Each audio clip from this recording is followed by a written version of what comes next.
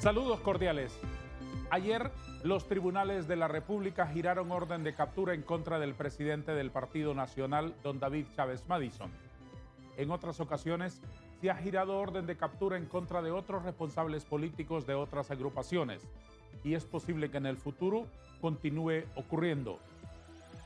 Cuando estos eventos se presentan en la prensa nacional, se generan una cantidad impresionante de contradicciones políticas. Los mismos que un día dicen que hay que luchar en contra de la corrupción, al día siguiente se rasgan las vestiduras calificando estas decisiones judiciales como persecución política. Por otro lado, los mismos que un día dijeron que hay que combatir la corrupción, cuando se tienen el poder en la mano, se utiliza con intenciones políticas. Estas cosas, estos fenómenos, hay que entenderlos correctamente, en toda su magnitud y desde distintas perspectivas.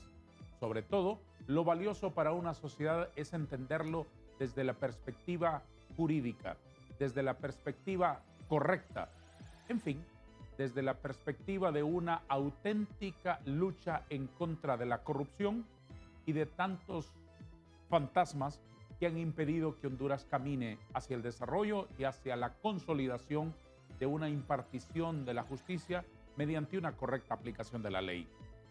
Trataremos de entender estos fenómenos de la justicia que no tiene nada que ver con la política, con dos invitados de excepción que nos acompañan en nuestro foro esta mañana. Le doy la más cordial bienvenida al abogado Yair López, abogado penalista, ex integrante del Ministerio Público, y al abogado Alex Navas, abogado y catedrático universitario también y ex integrante de la Maxi. Abogado López, es un gusto recibirle esta mañana en TV Azteca. Igualmente, Darío, un placer para mí y compartir con el abogado Navas también. Muchísimas gracias. Abogado Navas, es un placer recibirle. Darío, muchas gracias por la invitación. Estoy aquí para servirle. También compartí el panel con el abogado connotado Yair López, así que estamos aquí para contribuir en este proceso. El abogado Yair López es un hombre de un enorme prestigio que ha servido al país en distintas instituciones y, como les he dicho, trabajó en el Ministerio Público en la primera gestión de esa institución. Es un abogado privado hoy con muchísimo prestigio y muchísima experiencia. Por su lado, el abogado Alex Navas Álvarez, que se encuentra también con nosotros en el plató, es un abogado con maestría en Estado y Políticas Públicas y una especialización en Derechos Humanos. Es profesor de Ciencias Políticas y Teoría del Estado en la Universidad Nacional y coordinador jurídico nacional para Cristosal, Honduras. Trabajó en la Maxi como jefe de la Unidad de Reformas y Asesoría Anticorrupción. Fue el hondureño de más alto rango en esa misión de la OEA. Señores, bienvenidos. ¿Cómo ven la elección del fiscal general y el fiscal adjunto que hicieron 9 diputados en el Congreso hace algunas semanas? Bueno, mire, la verdad que estamos en un proceso bastante complicado en el tema político. Creo que la falta de consenso ha llegado a esta situación un poco claros oscuros que se ha dado en el Congreso, y eso ha procedido a que se nombren fiscales interinos, no con toda la legitimidad que se necesita. Se ha dado algunos vistos buenos con estos requerimientos fiscales, pero definitivamente los consensos tienen que llegar para nombrar en propiedad a los fiscales generales. ¿Usted cómo lo ha visto, doctor López? Lamentablemente no lo veo con el mejor de los ojos. Una crisis política impensable. Pensábamos que después de la selección que hubo de los magistrados de la Corte Suprema de Justicia, se generaba el ambiente para hacer una elección tranquila, llamémoslo así, consensuada de los fiscales general y adjuntos, pero lamentablemente no ocurrió así. El hecho de que se haya hecho de esta forma ciertamente debilita el actuar inicial del Ministerio Público, pero hay que decirlo también con mucha objetividad. Las acciones del Ministerio Público, estas que ocurren el día de ayer, como las que ocurren día a día del Ministerio Público, no se van a ver afectadas por estas nuevas autoridades. Es posible que las autoridades ciertamente estén impulsando casos nuevos que antes no se impulsaban, pero la legitimidad del Ministerio Público como autoridad no se ve afectada por estos nombramientos interinos. los fiscales están a nivel nacional, ejercen sus acciones y si bien, según la ley del Ministerio Público, actúan por delegación del fiscal general, todas estas fiscalías ejercitan sus funciones, según la ley, de manera objetiva e independiente, con lo cual estas acciones no se pueden ver mermadas siquiera por este antecedente del nombramiento de los fiscales actuales. ¿Al fiscal Zelaya y al fiscal Morazán les falta legitimidad? Yo creo que en el Congreso se dan cosas extrañas y de un entorno meramente político. Yo sí creo que en el caso del fiscal general Óscar Chinchilla sí había una ausencia absoluta. Creo que la muestra de ello clara es que él abandonó su puesto, se fue a cumplir otra función y evidentemente, como lo han hecho algunos abogados muy connotados del país, han hecho un análisis de este nombramiento de estas nuevas autoridades haciendo una interpretación correcta de leyes. La ley esta, de la Ley Orgánica del Congreso Nacional, que en su artículo 90 creo que dice que mientras no se nombren las autoridades... 80, 80, ¿verdad? Sí. Mientras no se nombren autoridades que nombre el Congreso Nacional, los titulares continúan en sus cargos, y el 18 de la Ley del Ministerio Público, haciendo una conjugación de estas normas. La segunda, la del Ministerio Público, se refiere a que el fiscal adjunto suple al fiscal general en sus ausencias, pero durante la gestión de los 5 años. Pero la Ley Orgánica del Congreso se refiere particularmente a esta situación que ocurrió, donde el Congreso no pudo nombrar a los fiscales generales y en consecuencia debían continuar en sus cargos. ¿Y qué ocurrió ahí entonces? El abogado Chinchilla abandonó su función.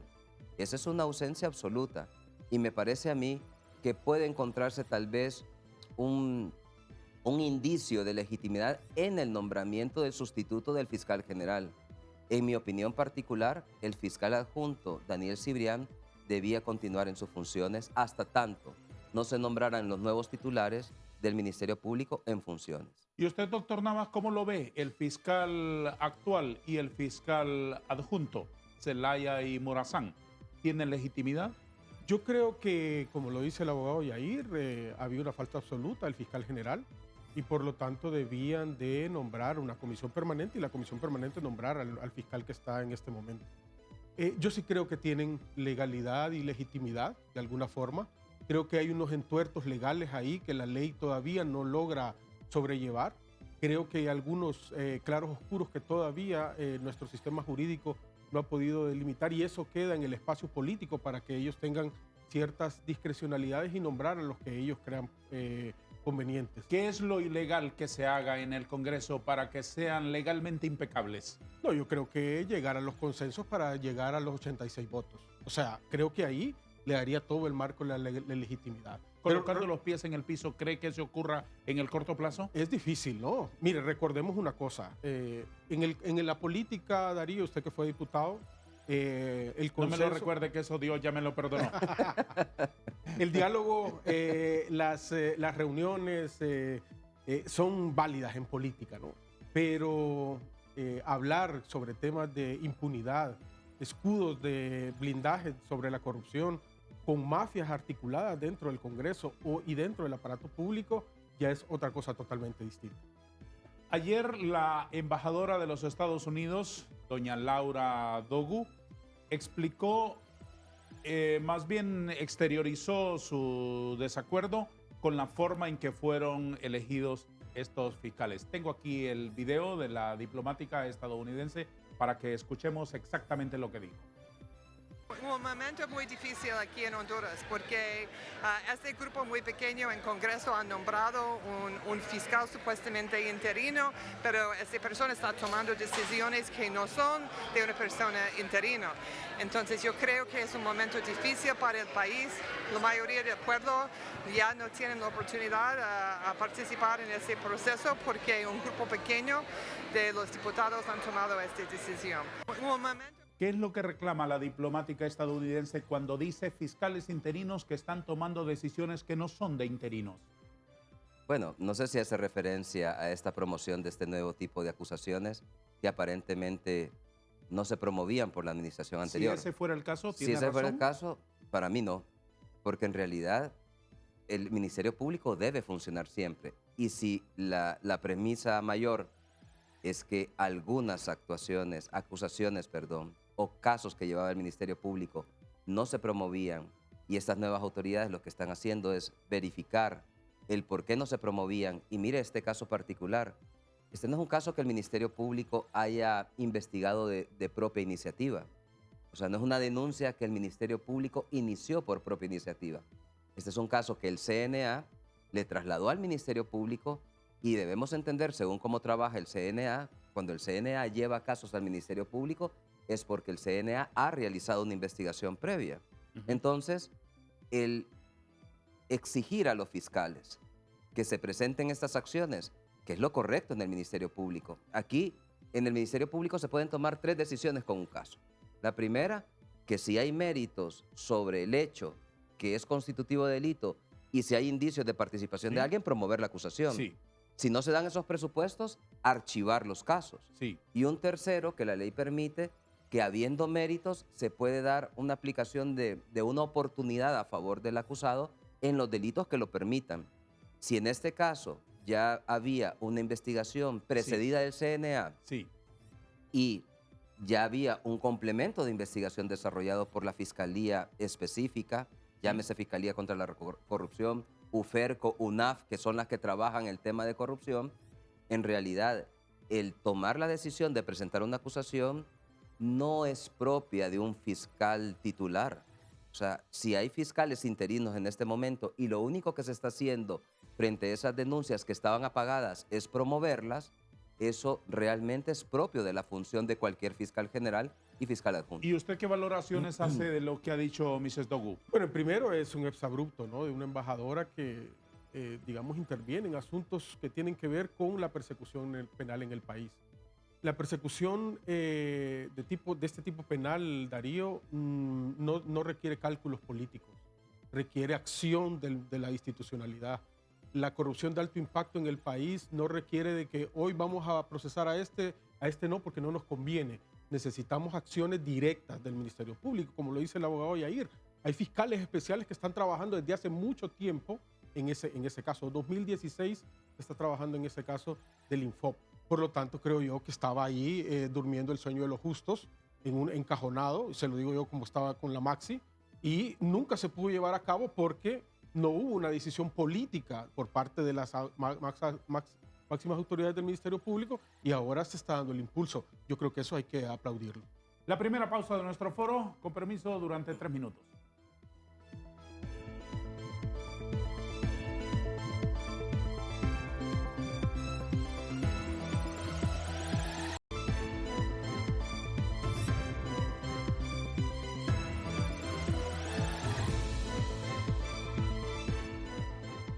Abogado Navas, usted fue integrante de la misión de apoyo contra la impunidad y la corrupción en Honduras de la OEA.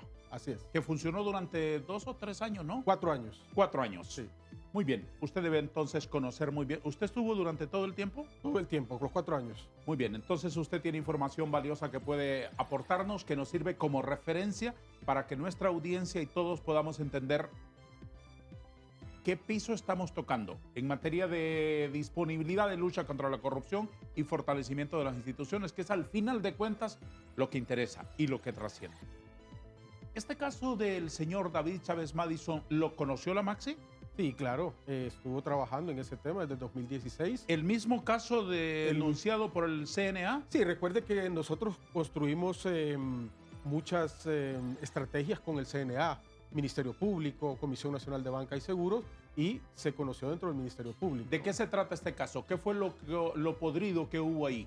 Bueno, es una licitación de un caso en Olancho, donde se contrató software y equipamiento de que no era, digamos, para Mercedes-Benz, equipo de motriz para otros carros que al final aquí en Honduras no se necesitan.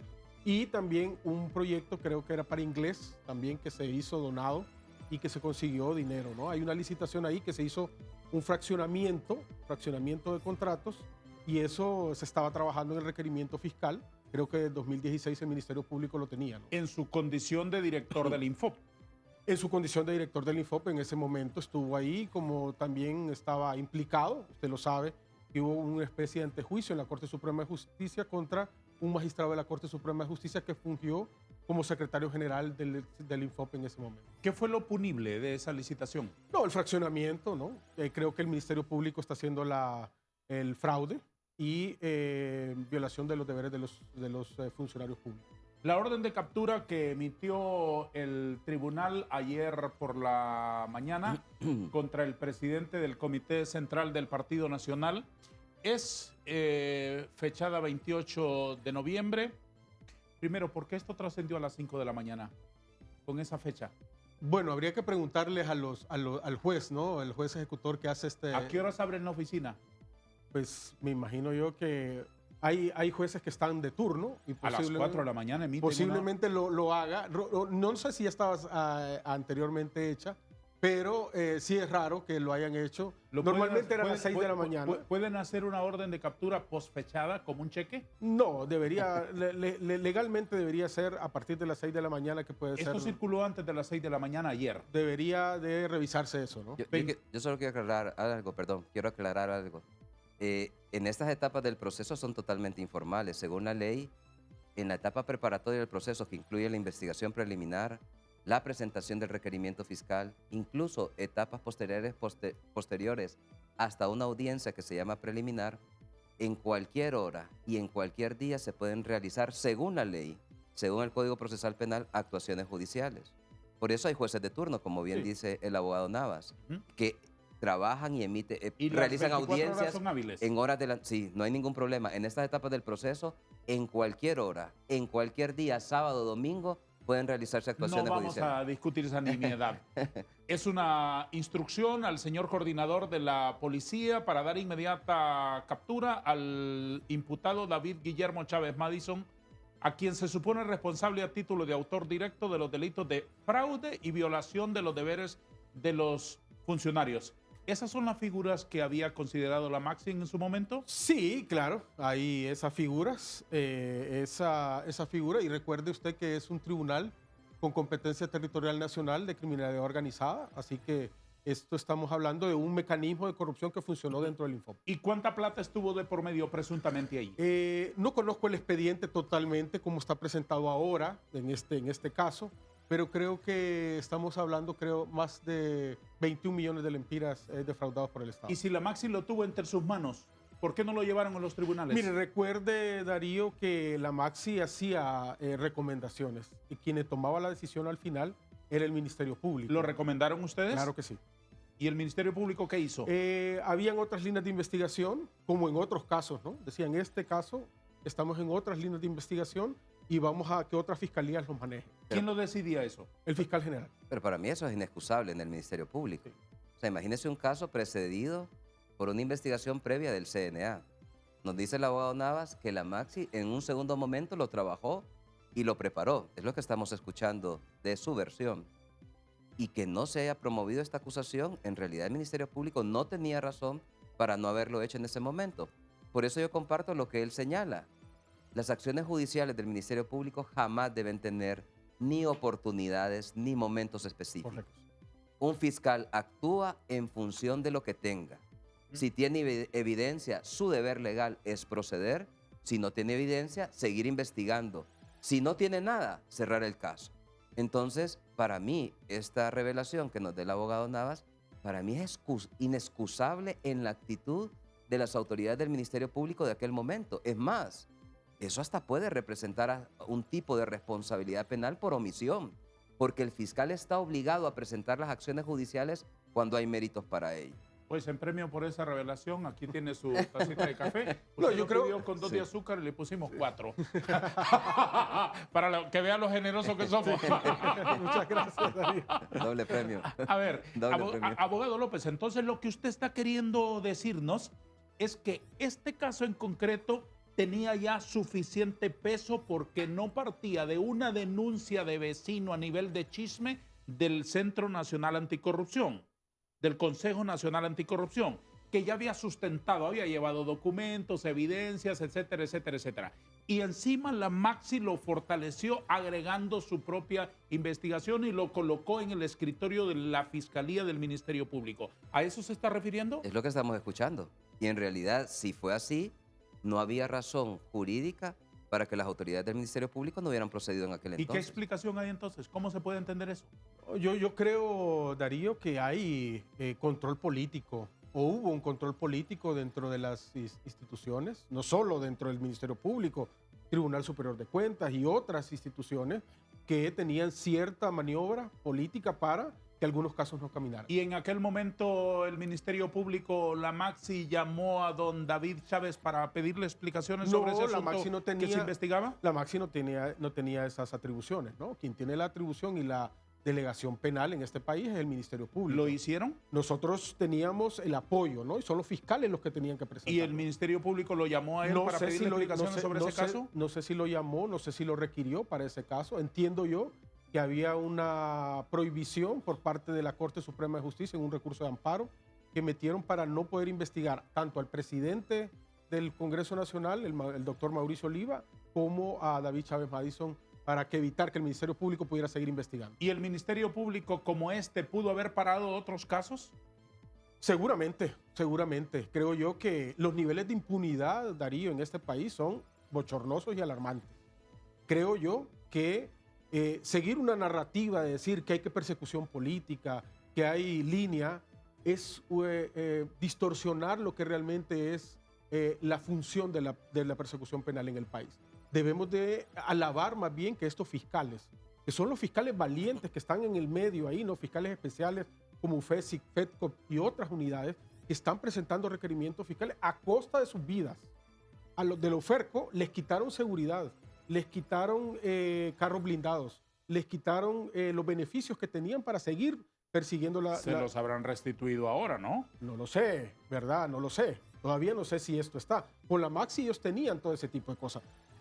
Una de las cosas, habían fiscales, creo que el fiscal Yair, que está aquí, que fue fiscal del Ministerio Público, hay fiscales que van en taxi desde el Ministerio Público al juzgado a dejar los requerimientos fiscales. ¿Por qué? Porque no tienen automóvil en ese momento para ir a dejarlo. A las audiencias van con eso. Cuando usted va a enfrentar mafias de corrupción, redes de criminalidad organizada y que no tenemos fiscales. Hasta el mismo cubiertos, taxista lo puede asaltar. Así es, ¿no? O sea, yo creo que hay que darle también mérito a los fiscales nuestros, valientes, y que jueces también que han dado su vida. Hay muchos fiscales que han muerto por eso, que han estado en la primera línea del combate a la corrupción. Mire, en los primeros casos de la Maxi nos daban casos de investigar chalecos, uniformes de policía, y habían fiscales que nos decían, ese no es el camino, ahí no es, están en las cajas que están ahí, metidas en el Ministerio Público, ahí es donde tienen que buscar. Ahí el doctor Juan Jiménez tomó la decisión de decir, estos son los casos que queremos, y estos son los casos que vamos a investigar. En este caso se ha dicho, doctor López, que ha habido ya un juzgamiento por el mismo y que no puede haber segundo. ¿Cuáles son los elementos? Explíqueme, por favor. Bueno, los elementos propios y exactos no lo sé, pero si en una investigación preliminar el caso fue cerrado por el Ministerio Público, es una facultad que tiene el Ministerio Público. Como dije anteriormente, si el Ministerio Público no encuentra mérito ¿Sí? para proceder, Lo cierra. puede cerrarlo. Lo importante decir acá es que un cierre de las investigaciones no constituye una figura que se llama cosa juzgada. Es decir, no es lo mismo que un tribunal de la República a usted le cierre un caso a través de una sentencia cuando se ha dado el contradictorio entre las partes Sí. en una audiencia Sí. y que cierre el caso y ese caso quede firme. Sí. Eso es cosa juzgada. Sí. Es imposible abrirlo de nuevo. Que el Ministerio Público en un momento anterior haya decidido cerrar la investigación sin haber una resolución judicial. Sí, pero es que es elemental. No es lo mismo investigación que juicio. Exactamente. Entonces, si el caso fuera que en algún momento previo el Ministerio Público tomó la decisión de cerrar este caso y si vienen nuevas autoridades, revisan el caso y ven que hay méritos y complementan investigaciones y determinan que hay méritos, perfectamente puede presentarse el caso. Y eso no constituye doble juzgamiento. O sea, en efecto, esa es una garantía del ciudadano que cuando es promovido en contra de él una acusación por determinado hecho y recibe a su favor una decisión judicial, no puede el Ministerio Público sobre el mismo hecho, por ejemplo, cambiarle el nombre jurídico y decir, ah, no, como la acusación era por abuso de autoridad, en realidad era un fraude y ahora voy a perseguir el fraude. No, porque ya hay una resolución judicial precedente que ha cerrado el caso. Si internamente se dio un cierre provisional por parte del Ministerio Público y ahora se cree con las investigaciones que se han desarrollado o cualquier otras que se han complementado de que hay méritos para proceder, no es un caso de cosa juzgada y lo que hay que ir a hacer por estos ciudadanos es, amparados en sus derechos fundamentales, garantizándoles su derecho de estado inocente, presentarse y desvanecer esos cargos. Yo creo que esto también hay que señalarlo, Darío. Mire, ve, muchos de estos casos, producto de este nuevo código que fue tan cuestionado, el Código Penal que se aprobó en el año 2020, muchos de estos casos de corrupción ahora tienen penas menores en comparación con el código anterior. Eso significa que si a alguien se le presenta una acusación con una orden de captura, en este caso, no significa que la persona va a quedar detenida. Cuando el ciudadano comparece ante la autoridad judicial y demuestra, por ejemplo, que me citó el Ministerio Público y comparecí con una simple citación, que tengo arraigo suficiente, es decir, porque todos mis intereses están aquí en Honduras, que mis hijos aquí estudian, que yo pago los servicios públicos, que tengo mi negocio aquí en Honduras, mi trabajo, etc. Si yo demuestro arraigo, en aras de la tutela del Estado inocente, las personas deben ser escuchadas en libertad. La prisión preventiva es la excepción a la regla para un ciudadano que sea sometido a juicio. Claro, cuando vemos casos de personas que frente a una imputación lo que hacen es tratar de evadir la justicia, ahí las reglas cambian. Y ahí sí se hace meritorio imponer una regla de detención porque ese ciudadano no da garantías de sometimiento a la justicia. Por supuesto. Lo que quiero decir entonces es que si en casos como estos y que las penas son menores, habría que ver el caso este de fraude, porque es un fraude que ahora, según el nuevo código, tiene una pena inicial de 4 o 6 años, pero se agravan las conductas cuando el servicio público se ve en precario producto de un acto de corrupción.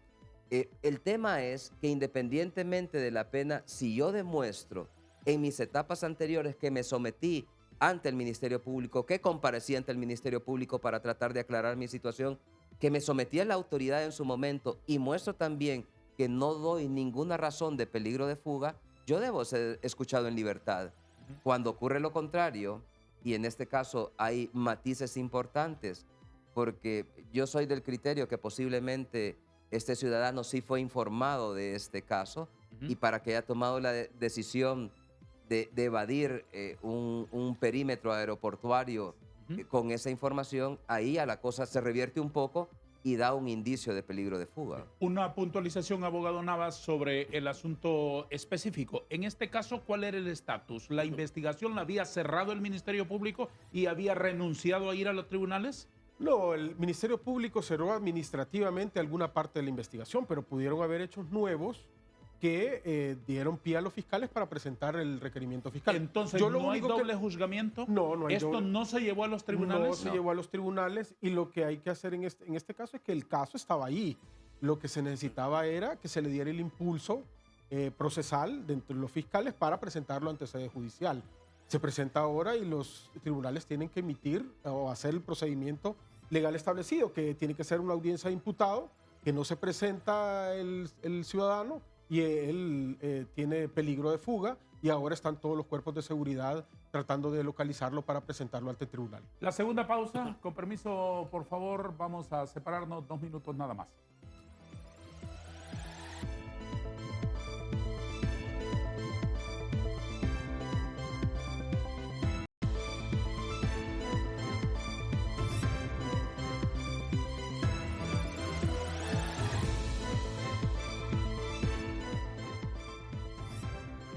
¿Ustedes intuyen que el señor Chávez Madison estaba informado ayer en la madrugada de que unas horas después iba a emitirse una orden de captura contra él, doctor Navas?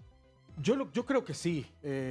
Yo creo que esa conferencia de prensa que él hizo en el partido donde él es Nacional, presidente, el Partido lunes. Nacional, daba una muestra de que él ya tenía conocimiento de que se iba a presentar un requerimiento fiscal y que por lo tanto ya había sacado a la familia y que él tenía que iba a hacer algunas acciones para evitar esa situación.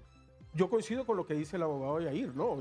Yo creo que las penas en este momento, el Código Penal, el memorándum de entendimiento de la CICI dice que hay que revisar esas penas del Código Penal específicamente en los delitos que tienen que ver contra la administración pública. ¿Por qué? Porque rebajaron drásticamente estas penas. Y por lo tanto, presentarse al tribunal tiene los abogados mismos que hicieron el Código Penal, son los abogados de él. Así que perfectamente pueden presentarlo y presentar el arraigo para que ellos puedan, digamos, defenderse en libertad. Y si él sabía, en la madrugada en el aeropuerto, también sabían los de migración, que fueron a entretenerlo con el rollo de los pasaportes, que nunca a otra persona se lo han discutido. Mire, no tengo la seguridad, pero ahí puede ser indicios que lo detuvieron para que llegara un horario y que lo pudieran detener sin ningún inconveniente. ¿Y cómo sabían los de migración que un tribunal iba a emitir una orden de captura contra un pasajero? Bueno, no sé si a los cuerpos de seguridad. Recuerde que migración es parte de todo un equipo de seguridad también, de los cuerpos de seguridad del Estado. Administrativamente pueden detener a un ciudadano para requerirlo. Él andaba además un pasaporte diplomático cuando ya no es parte del gobierno y tampoco es ministro o viceministro del Estado, ni tampoco tiene autorización por parte del Poder Ejecutivo para andar un pasaporte diplomático. Por lo tanto, creo yo que administrativamente podían haberlo requerido. A ver, este caso, ¿qué expectativas tiene en los tribunales de justicia? Bueno, las expectativas es que se desarrolle el juicio de manera que se le den las garantías a los procesados para que puedan defenderse con todos los elementos de ley, pero también la sociedad espera que haya justicia. Los casos de corrupción de alto impacto, no solo ¿no? Sino las 14 líneas, por ejemplo, que desarrolló la Maxi, son la punta del iceberg, Darío, la punta del iceberg de toda la monstruosidad de la corrupción en el país. ¿Es persecución política el caso de Chávez Madison? No, es corrupción, ¿no? Claro, hay que demostrarlo con los fiscales en el tribunal, ¿no? ¿Usted qué dice, doctor López? Yo no creo que sea persecución política y por los antecedentes que hemos señalado. Es un caso que llevó el CNA hace algunos años, no es un caso nuevo, es un caso viejo. Lamentablemente no se procedió en contra de él y ahora lo que están haciendo estas nuevas autoridades es revisar los casos que estaban así pendientes de presentar las acusaciones y se están promoviendo las mismas. Es más, yo quiero agregar sobre ese punto en señalar de que, a ver, Darío, aquí realmente existe un modelo de vida en Honduras con el tema de corrupción, es prácticamente un estilo de vida.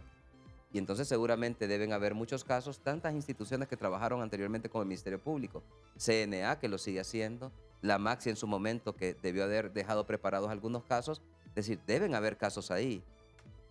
Yo, poniéndome en los zapatos de las nuevas autoridades del Ministerio Público, que yo espero particularmente que en efecto sean interinas, que no sean permanentes, y yo creo que ahí, paréntesis, debe haber una presión en las autoridades del Congreso Nacional a promover esos acuerdos para que finalmente se nombren las autoridades en propiedad del Ministerio Público. Poniéndome en los zapatos de ellos, como les decía, yo lo que haría con este tema tan pendiente de corrupción, que siempre ha sido un tema permanente en el Ministerio Público. El Ministerio Público la gente lo mira como la aspiración ciudadana, como un órgano que en efecto persiga la corrupción, porque es un estilo de vida en el país. Pues volviendo al punto, yo estratégicamente lo que haría es verificar, por ejemplo, esos casos del CNA que ya traían una investigación realizada. Que habrá otros, ¿no? Deben haber muchos. El CNA se cansó de presentar casos en el Ministerio Público y los llevaba documentados. Yo creo que una buena política institucional del Ministerio Público sobre este tema es tomar esos casos, hacer la revisión, realizar los complementos de investigación de manera profesional, eso sí, seria por parte de los fiscales y promover esas acciones. Y mire, este caso, como muchos otros, donde aparece una pluralidad de acusados en diferentes mandos intermedios, también yo creo que requiere una seriedad en el tratamiento de estos asuntos. Es posible que las decisiones en un caso de corrupción se toman, como siempre ocurre, al más alto nivel, pero no necesariamente que haya existido una figura en medio, por ejemplo, una autoridad intermedia que emite una opinión basado en la información que tiene, no significa que está participando en un acto de corrupción. El hecho de firmar un documento no significa per se que forma parte de una estructura criminal para delinquir. Es decir, a veces en estos procesos que son un poco complicados de la administración pública, puede un funcionario perfectamente emitir una opinión, acompañar a un ministro o a un director con la resolución, háblese de un secretario, ellos no toman decisiones, las toman los titulares. De tal manera que mi expectativa es que estos casos, a ver, si bien es cierto, hay una necesidad ciudadana de que se persigan estos casos de corrupción, mi esperanza es que el Ministerio Público lo haga con la seriedad del caso. Que esto no se convierta en una oportunidad política para promover estos casos, porque los casos de corrupción deben ser promovidos siempre, pero con la seriedad del caso. Que cuando se presenta una acusación en contra de alguien es porque en efecto no solamente intervino en el hecho, sino que hay indicios de que esa persona sabía el acto ilegal que se estaba fraguando para ser imputado por un delito. Ha mencionado usted, don Yair, 4 veces la palabra seriedad y se trasluce de sus palabras que usted tiene temor de que no se actúe con ese rigor. ¿Teme usted que en el Ministerio Público se desate una persecución de tipo político? No creo, honestamente no creo. Yo creo que si la posición institucional actualmente es promover esas acciones judiciales que estaban pendientes, eso es lo correcto. Lo que estoy diciendo es que se haga profesionalmente. Nada cuesta investigar bien los casos y no tener prisa en ellos. Lo que se quiere es que si se lleva un caso a un tribunal es porque va a dar un resultado positivo a través de una resolución judicial que le acompañe. Y el respaldo que debe tener un fiscal, y lo digo como fiscal, porque yo estuve en la Fiscalía contra la Corrupción en la primera gestión del doctor, en la única gestión del doctor Orellana, como primeros fiscales de corrupción, siempre procuramos presentar esas acusaciones de manera seria y profesional, porque es de la única forma que se puede garantizar que va a tener un acompañamiento de una resolución judicial. En este caso, en estos casos de las investigaciones preliminares, Darío, nunca deben haber prisas, sino actos consecuentes con preparar una acusación seria y que realmente se traduzca en un caso de éxito del Ministerio Público. Y otra cosa, aprovechándole el momento, el éxito de un fiscal no se mide en función de cuántas acusaciones presenta. O sea, si yo como fiscal llevo un caso y veo que en efecto, háblese de corrupción o de cualquier materia, si en realidad no hay elementos para proceder y yo cierro el caso, mi labor es efectiva y positiva, porque yo lo que estoy haciendo es solventar los casos que tengo bajo mi responsabilidad. Y a veces eso se piensa mal en el Ministerio Público, que creen que la medición de éxito del Ministerio Público es en cuántas acusaciones se presenta, sino más bien en cuántos casos resuelve el Ministerio Público. Por supuesto. Doctor Navas, ¿qué garantías tenemos los ciudadanos de este país de que los fiscales actuales, general y adjunto, nombrados en las condiciones que ya dijimos, por don Carlón y sus 8 amigos en la Comisión Permanente del Congreso, no llegaron ahí con sed de sangre?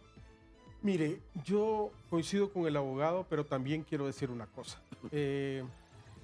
Uno de los casos famosos de corrupción en el mundo es Lavallato. Había una articulación bien mecanizada del tema de corrupción.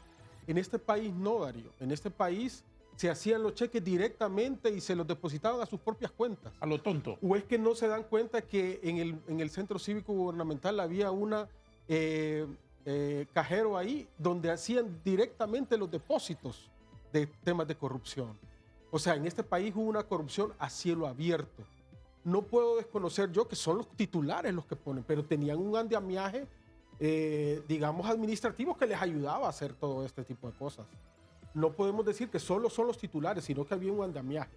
Que haya sed de sangre o no, mire, yo la sociedad hondureña, si usted le pregunta, ahí hace una encuesta, a todos los corruptos les gustaría que los llevábamos enfrente del general Morazán ahí y los ejecutáramos ahí, ¿no? Ese es porque la gente sabe que tenemos, que han drenado muchos fondos públicos y que los han dedicado a la corrupción. Ahora, lo que hay que hacer es que fortalecer los mecanismos ciudadanos. Por ejemplo, felicitar al CNA que hizo esta investigación, que el Ministerio Público la fortaleció y que la MAXI ayudó para hacerlo, ¿no? Ahí debe de hacerlo.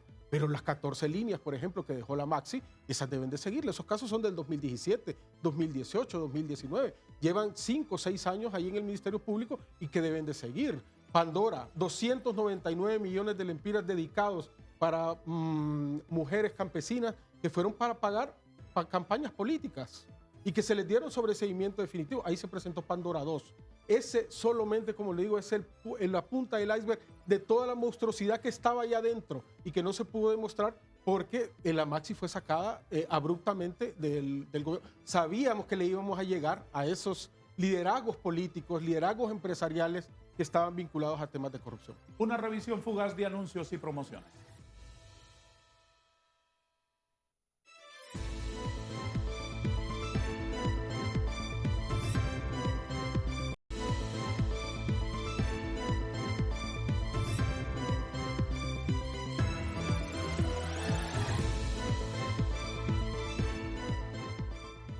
Señores, ¿ustedes creen que venga la Sisi? Yo tengo esperanza que sí. No. Sepáreme la respuesta, doctor, en respeto a la inteligencia de nuestro público. Una cosa es su esperanza, Sí. su fervoroso anhelo, su emocionado deseo, su fe, que es la convicción de lo que se espera y la seguridad de lo que no se ve, según la Biblia. Y otra cosa es la orientación de mi pregunta. Va más en A lo pragmático. En lo ramplón.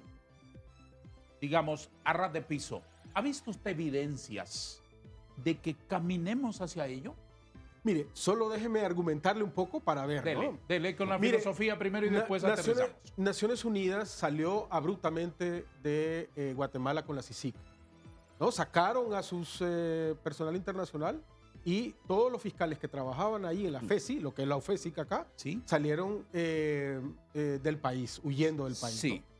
¿Cuál es el problema? Que tenemos que darle las garantías a Naciones Unidas para que eso mismo no vaya a suceder en Honduras, ¿no? Garantías que tengamos leyes construidas, por ejemplo, la ley de colaboración eficaz, reforma al Código Penal y sobre todo, mire, una cosa importante que nadie le ha puesto mucha atención. Somos el único país de América Latina que en la Constitución dice que un organismo administrativo determina el enriquecimiento ilícito como el Tribunal Superior de Cuentas, y no el Ministerio Público. Hay leyes que tenemos que darle para que puedan funcionar de la manera. Y además también darle toda la legitimidad a los fiscales, elegir a los magistrados del Tribunal Superior de Cuentas para que venga. De lo contrario, también la burocracia de Naciones Unidas va a ir ralentizando el proceso y eso va a evitar... Basado en eso, ¿qué concluye?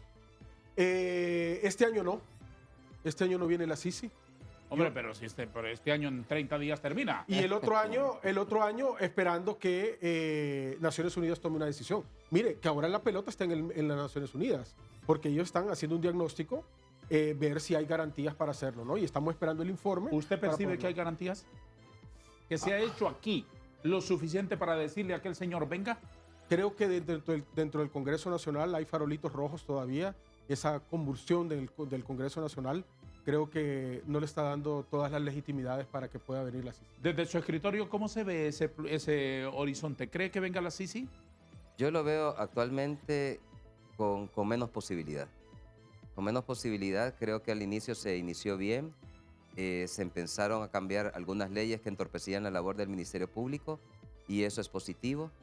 Se llegó finalmente al nombramiento de una nueva Corte Suprema. Desde el punto de vista eso es positivo también, pero el problema está en que Naciones Unidas va a trabajar con el Ministerio Público. Y si no se define este tema del fiscal general de manera permanente, porque no podemos estar con interinos como que si fueran permanentes, o sea, el interinato puede durar cierto tiempo.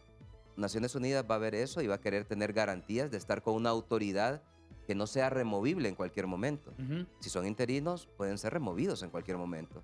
Y entonces, el aliado natural de Naciones Unidas para promover estas acciones debe ser el Ministerio Público. ¿Y es cierto que las Naciones Unidas han establecido una especie de catálogo de condiciones y de cosas que debe hacer Honduras? Cosa que es positivo, porque en realidad debemos dar muestras que no va a venir un organismo como ocurrió con la Maxi, sin garantías, que en 4 años se va a ir. O sea, eso es desprestigiar al mismo organismo. Y Naciones Unidas no quiere repetir la historia que ocurrió en Guatemala, por ejemplo. Mire, aquí tuvimos, por ejemplo, como vino un juez antimafia, Ottavio Ferlazza, que nos ayudó con la Maxi. Un juez que peleó contra la mafia en Italia. Y nos decía, nosotros podemos presentar todos los requerimientos fiscales. Ahora, con ese Código Penal van a hacer filas que van a salir, que no vamos a poder procesar a nadie, a castigar a nadie. Entonces necesitamos hacer las garantías que las leyes van a ser fortalecidas, robustas en el combate a la corrupción. De lo contrario, no vamos a tener, podemos traer los mejores fiscales, los mejores jueces internacionales que nos asesoren al Ministerio Público, pero sin leyes no lo vamos a poder hacer. Señores, ampliando el foco, poniendo la mente en blanco, ¿a ustedes no les da vergüenza que vengan abogados de afuera a hacer las cosas que nosotros deberíamos hacer aquí? Yo creo que lo voy a plantear de dos formas, ¿no? Una, en primer lugar, hay experiencias internacionales muy buenas y hay gente que nos puede venir a apoyar, como nos ha apoyado la DEA, como nos ha apoyado en materia militar, en materia económica, gente que nos puede venir a apoyar. Ahora, también hay que valorar que hay fiscales valientes, capaces, profesionales que lo han hecho muy bien. Luis Javier Santos es uno de los ejemplos, ¿no? Que lo han hecho. Pero necesitamos que tengan el soporte internacional. Mire, hay un caso, hay una cosa importante que quería señalar. El máximo aportante de la Maxi fue en Estados Unidos. Sí. 30 millones de dólares daba al año para la Maxi, ¿no? Con las declaraciones de la señora Dou, entonces la cooperación internacional, ¿cómo va a venir una Sisi si no va a tener el apoyo de la cooperación internacional, principalmente de nuestro aliado de Estados Unidos? Hay que llegar a consensos para nombrar fiscales que tengan toda la legitimidad y que puedan tenernos, digamos, darle certidumbre a la Sisi para poderse instalar. Ahora la madre del cordero.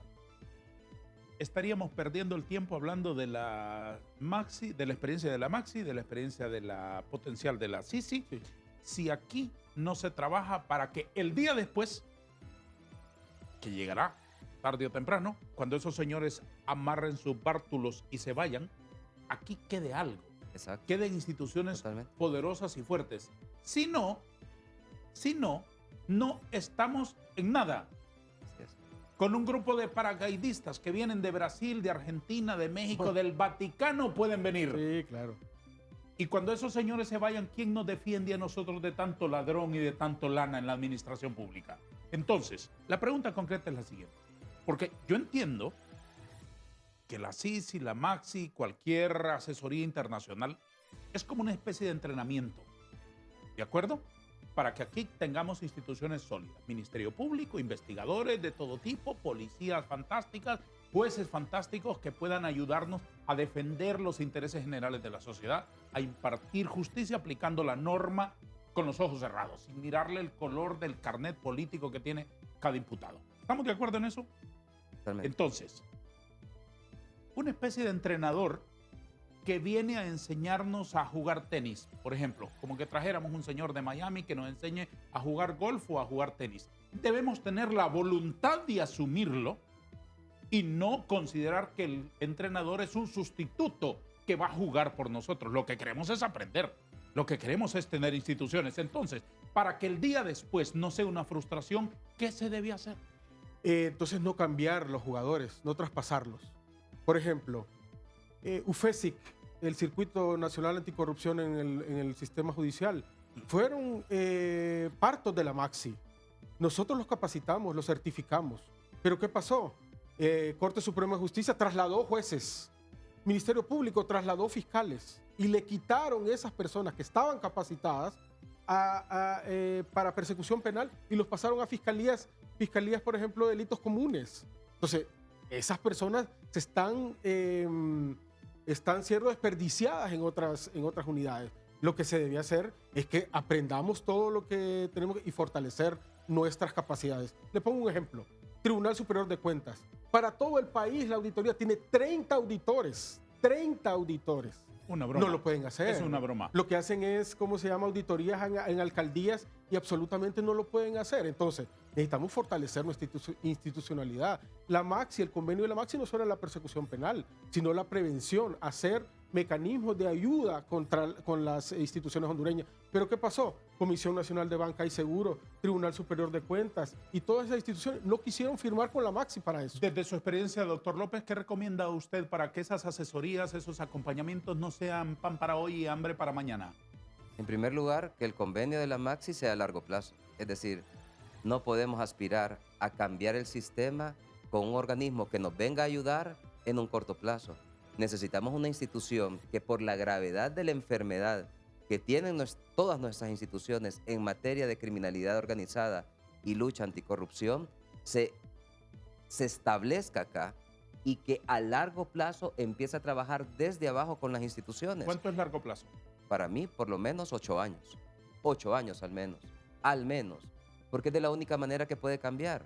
Mire, hay que capacitar jueces, hay que capacitar fiscales, hay que poner a todas las instituciones a trabajar en la misma dirección.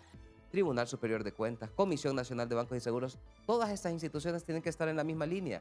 No solamente es trabajar directamente con el Ministerio Público. ¿De qué sirve trabajar con el Ministerio Público en mejorar sus capacidades en lucha anticorrupción si los requerimientos fiscales pueden terminar en fracaso porque un juez entiende la ley de otra manera? Entonces, eso no puede funcionar así. Tiene que ser un trabajo a largo plazo para que las instituciones finalmente tomen para sí esa funcionalidad necesaria que se requiere en esta materia y que cambien los fiscales generales, quien sea, que se acoplen precisamente a ese estilo de trabajo que debe dejar el organismo internacional acá. Y eso no se logra de la noche a la mañana. Comprendo. Eso se logra inicialmente con un compromiso a largo plazo por parte de la autoridad. Y otra cosa importante, o sea, si estamos hablando de eso, y aquí hay cambios de gobierno, puede quedar libre en el poder, puede quedar otro partido, que existe un compromiso político para mantener eso. Mencióneme al Partido Liberal, por favor. Partido Liberal, bueno, Sí, entre eso que otros ande partidos. usted corbata tan azul, vamos a considerar que es por el Motagua, por ejemplo, me llenaría de gozo a mí. Tampoco por el Motagua y tampoco por el Partido Nacional. Un par de puntualizaciones. Cuando está hablándome usted, abogado Navas, de capacitar jueces, ¿de qué me está hablando? No me está hablando de colocar jueces con una consigna de que lo que me traiga el fiscal de la Maxi todo va a ser sí y lo que me traiga la defensa privada todo va a ser no. No me está hablando de eso, ¿no? No, claro. Claro que no. Mire, y le voy a decir una cosa. ¿Por qué capacitar y por qué certificar a los jueces? Porque estamos hablando de estructuras de corrupción. La Maxi vino a cambiar el paradigma de persecución penal en el país. Sí. Nunca se había llegado hasta las esferas que llegaron. Caso Pandora, diputados de alto nivel en este país fueron procesados en ese caso. Entonces necesitamos jueces que tengan la capacidad, pero también la valentía de poder afrontar ese tipo de presiones. La doctrina dice de que estos casos deben de ser llevados por jueces que puedan aguantar la presión. Entonces, ahí necesitamos tener ese tipo de jueces. Señores, les agradezco muchísimo a ustedes sus reflexiones esta mañana con nosotros. ¿Estarán de acuerdo conmigo de que toda la sociedad hondureña padece de un problema? Todos estamos en contra de la corrupción, pero flaqueamos cuando al corrupto se le pone nombre y apellido. ¿No les parece? La opinión, todos estamos en contra de la corrupción, pero cuando al que se señala en un caso concreto es correligionario mío, ayudó a mi partido, es familia mía, somos compañeros de generación o somos comparsas de algo, entonces ahí empezamos a flaquear. Y ese es un Yo creo que problema, un problema cultural. En eso se debe Un problema trabajar. cultural. Don Jair López, abogado penalista, ex fiscal del Ministerio Público, y don Alex Navas, catedrático, columnista de periódicos, ex integrante de la Maxi, abogado prestigiado, han estado aquí con nosotros hablando de justicia versus política, con reflexiones valiosas que dejamos en la conciencia de todos. A todos, gracias. Adiós.